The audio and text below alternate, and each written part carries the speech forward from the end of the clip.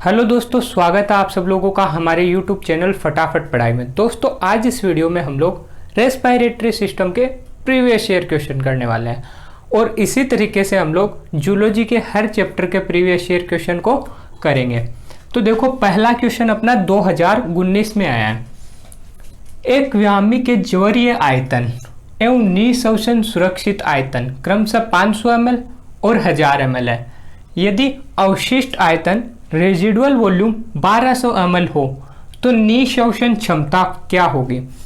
तो निःशोषण क्षमता ध्यान रखना, एक्सपायरेटरी कैपेसिटी EC बराबर होता है टाइडियल वॉल्यूम और ERV के जोड़ के। ERV एक्सपायरेटरी रिजर्व वॉल्यूम, निःशोषण सुरक्षित आयतन और टाइडियल वॉल्यूम ज्वारीय आयतन का जो जोड़ है वो हम लोगों को EC एक्सपायरेटरी कैपेसिटी निःशोषण क्षमता देता है। अब देखो इस क्वेश्चन में हम लोगों को जो है ज्वारीय आयतन टाइडियल वॉल्यूम 500 ml दिया हुआ है और निःशोषण सुरक्षित आयतन ERV जो है वो हम लोगों को 1000 ml दिया हुआ है। तो इन दोनों का जोड़ जो है वो 1500 हो जाएगा। तो इस क्वेश्चन का जो अपना आंसर है वो सेकंड हो जाएगा। अगला क्वेश्चन है नीट 2018 में आया हुआ। स्तंभ 1 और स्तंभ 2 को मिलाना है और सही विकल्प चुनना है। तो देखो ए ऑप्शन दे रखा है हम लोगों को टाइडियल वॉल्यूम TV ज्वारीय आयतन, और ध्यान रखना याद रखना है कि टाइडियल वॉल्यूम जो है वो 500 ml होता है। दूसरा है IRV इंस्पायरेटरी रिजर्व वॉल्यूम अंतःशोषण सुरक्षित आयतन, इसकी जो वैल्यू है वो 2500 से लेकर 3000 तक होती है। अगला ERV एक्सपायरेटरी रिजर्व वॉल्यूम निःशोषण सुरक्षित आयतन, इसकी जो वैल्यू है वो 1000 से लेकर 1100 तक होती है। और RV रेजिडुअल वॉल्यूम अवशिष्ट आयतन जो कि 1100 से लेकर 1200 तक होती है। और ये जो शोषणी आयतन है इनकी जो वैल्यू है आप लोगों को याद रखनी है, क्योंकि एग्जाम में काफ़ी बार यहाँ से क्वेश्चन पूछे जाते हैं। तो देखो बस इनको अब मिलाना है। टाइडियल वॉल्यूम ज्वारीय आयतन अभी बताया 500, तो 500 से 500 50 ml वाला हो जाएगा थर्ड ऑप्शन, तो ए में हो जाएगा थर्ड। इसी तरीके से बी में IRV अभी बताया 2500 से 3000, तो इसमें हो जाएगा बी में फर्स्ट। CERV 1000 से 1100 ml, तो इसमें फोर्थ। और D अवशिष्ट आयतन रेजिडुअल वॉल्यूम जो है वो हो जाएगा 1100 से 1200 ml 2 नंबर। यहाँ शोषण तंत्र में ध्यान रखना जो शोषणी आयतन और शोषणी क्षमता बहुत इंपॉर्टेंट है, तो इनको आप लोग अच्छे से पढ़ लेना और अच्छे से इसकी क्वेश्चन प्रैक्टिस भी कर लेना। अब जो क्वेश्चन है अपने सामने वो शोषण तंत्र के विकारों से है। शोषण तंत्र के विकारों से एग्जाम में काफ़ी बार क्वेश्चन पूछे जाते हैं और इसके ऊपर मैंने आप लोगों को एक वीडियो पहले ही अपलोड कर दिया है, तो आप वो ज़रूर देख लेना। तो चलिए अपना तीसरा क्वेश्चन जो है वो नीट 2018 में है। निम्न में से व्यावसायिक शोषण विकार का उदाहरण है। तो व्यावसायिक शोषण विकार में 2 विकार मैंने आप लोगों को बताए थे, फाइब्रोसिस और सिलिकोसिस। तो इसका जो अपना है वो ऑप्शन चला जाएगा सिलिका मैदा।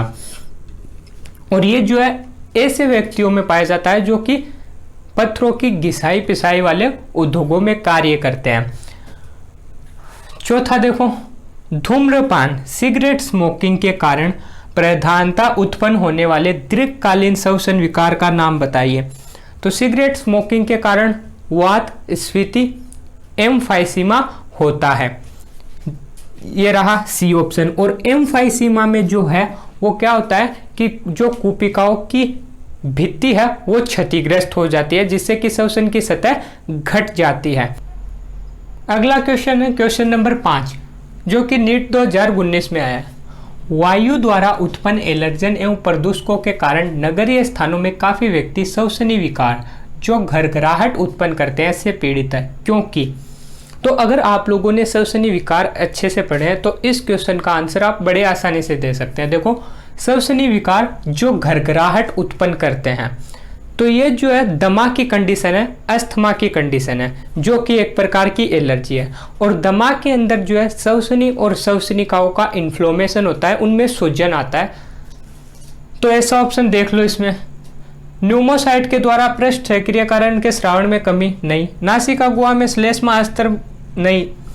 श्वसनी एवं श्वसनिकाओं का इन्फ्लोमेशन, इनमें शोथ उत्पन्न हो जाता है, सूजन आ जाता है, यह अस्थमा की कंडीशन है। और अस्थमा में जो है श्वसन के समय गड़गड़ाहट उत्पन्न होती है। अगला क्वेश्चन है नीट 2017 का क्वेश्चन नंबर 6। फेफड़े हवा से भरे कोष कूपिकाओं के बने होते हैं। बलपूर्वक निःश्वसन के बाद भी ये किस कारण से पूर्णतः नहीं सिकुड़ते।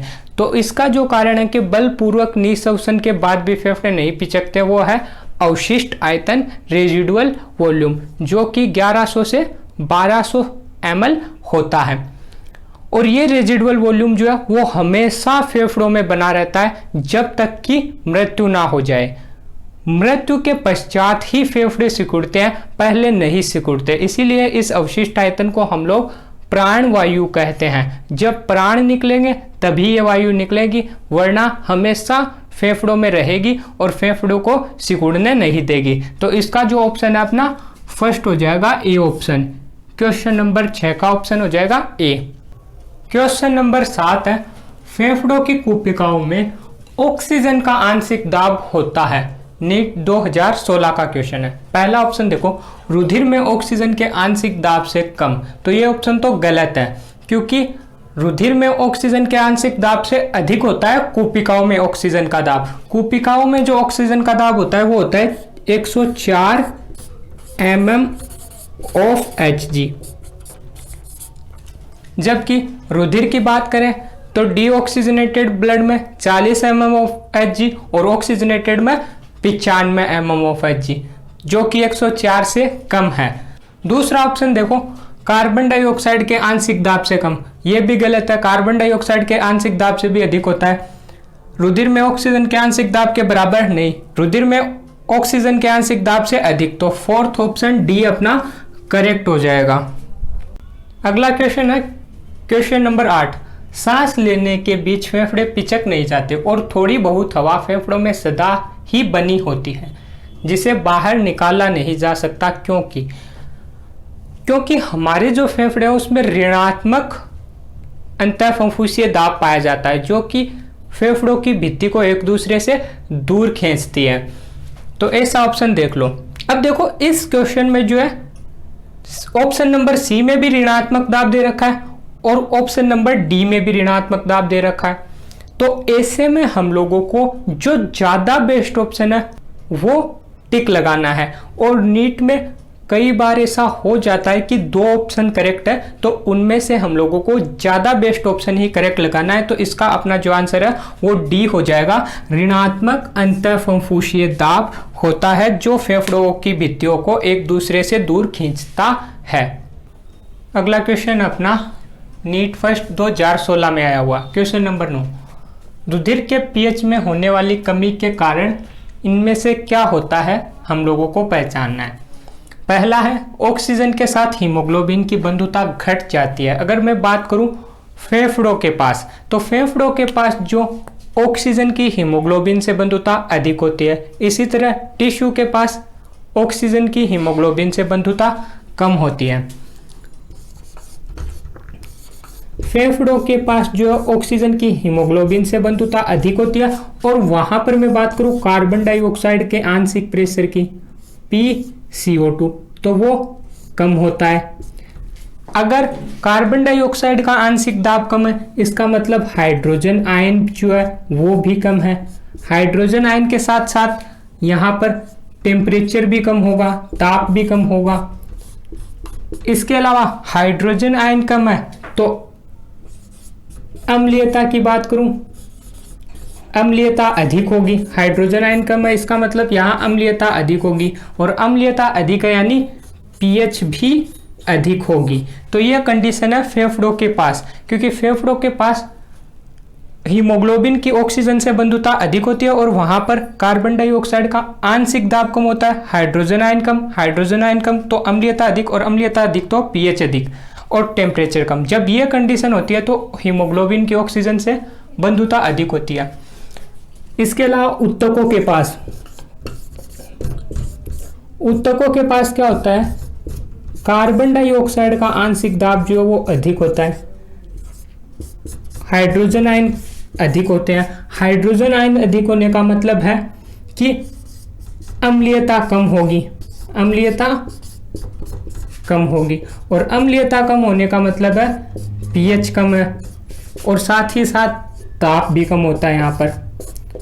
तो इन कंडीशन में जो है उत्तकों के पास हीमोग्लोबिन से ऑक्सीजन की बंधुता घट जाती है। और ये बोल रहा है रुधिर में पीएच में होने वाली कमी, तो कमी के वक्त उत्तकों के पास हीमोग्लोबिन से ऑक्सीजन की बंधुता घट जाएगी। पहला ही ऑप्शन अपना करेक्ट हो गया। और यहां से आप लोगों को एक पॉइंट और भी याद रखना है, कार्बन डाइऑक्साइड का आंशिक दाब अधिक होता है उत्तकों के पास, इसी कारण ऑक्सी हीमोग्लोबिन से ऑक्सीजन अलग हो जाता है।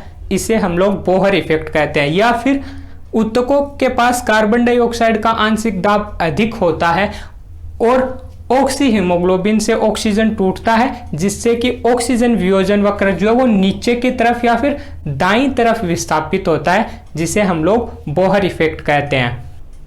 लास्ट क्वेश्चन अपना इस वीडियो का, क्वेश्चन नंबर 10। रक्त द्वारा अवशोषित कार्बन डाइऑक्साइड का लगभग 70% भाग का फेफड़ों तक परिवहन कैसे होता है। तो यहाँ पर हम लोग कार्बन डाइऑक्साइड के परिवहन की पूरी बात कर लेते हैं।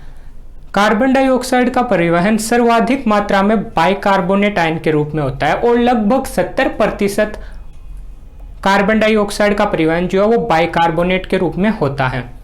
इसके अलावा 20 से 25% कार्बन डाइऑक्साइड का परिवहन जो है वो हीमोग्लोबिन से कार्बन डाइऑक्साइड बंध कर कार्ब एमिनो हीमोग्लोबिन के रूप में परिवहन करती है। बची हुई जो 7% कार्बन डाइऑक्साइड है वो प्लाज्मा में घुलित अवस्था में परिवहन करती है। तो इस क्वेश्चन का जो आंसर अपना वो हो जाएगा फर्स्ट, लगभग 70% भाग जो है वो कार्बन डाइऑक्साइड का बाइकार्बोनेट आयन के रूप में परिवहन करता है। इसके अलावा हम लोग ऑक्सीजन के परिवहन की भी पूरी बात कर लेते हैं। याद रखना कि 97% ऑक्सीजन जो है वो हीमोग्लोबिन से जुड़कर ऑक्सी हीमोग्लोबिन की फॉर्म में परिवहन करती है। कितनी? 97% ऑक्सी हीमोग्लोबिन के रूप में ऑक्सीजन, और 3% जो है वो प्लाज्मा में घुलनशील अवस्था में ऑक्सीजन का परिवहन होता है। और इसी के साथ आज का अपना ये वीडियो भी कंप्लीट हुआ। और अगर आप लोगों को हमारी वीडियो पसंद आई तो इसे लाइक शेयर सब्सक्राइब जरूर करना